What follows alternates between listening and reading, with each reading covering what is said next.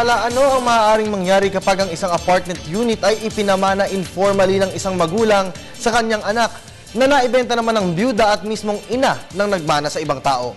Ito ang masalimuot na kasong ikinonsulta kay Attorney JJ Atienza sa Bisig ng Batas.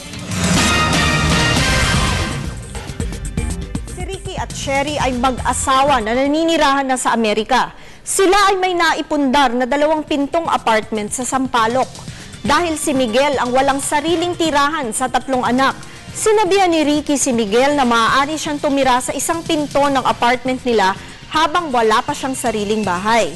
Nang mamatay si Ricky, nag-execute ang mag-iina ng extrajudicial partition of property at napagkasunduan na ibenta na ang 2-door apartment. Nagkaproblema ang mag-iina nang ayaw nang umalis ni Miguel sa isang unit ng apartment na ito. Hindi daw siya maaaring umalis dahil ang nasirang ama daw ang nagsabing maaari siyang tumigil dito. Itinatanong ngayon ng kanyang inang si Sherry kung ano ang maaari nilang gawin kay Miguel upang mapaalis ito, lalo pat nagagalit sa kabili ng 2-door apartment.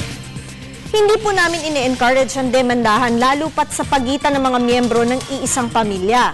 Tandaan po na ang may karapatan na magdemanda o gumawa ng legal na hakbang ay ang nakabili o bagong nakabili ng property. Ang taong napagbentahan nila ng kanilang apartment ang maaaring mag-file ng ejectment case upang mapaalis si Miguel dito. Nang mamatay ang kanilang ama, ang kasunduan sa pagitan ni Ricky at Miguel ay itinuturing ng batas na extinguished na o wala ng bisa.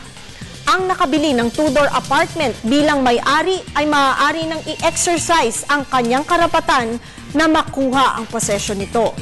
Tandaan lamang po na anuman ang aming opinyon ay base lamang sa mga ipinadala ninyo sa aming detalye. Ito po ay opinyon lamang at malaya kayong makakakonsulta sa inyong mapipiling abogado. Salamat po sa pagtangkilik sa Telebisyon ng Bayan. Mag-email lamang po sa ptv4newscenter@gmail.com. Ako po si Attorney JJ Atienza, ang inyong bisig ng batas.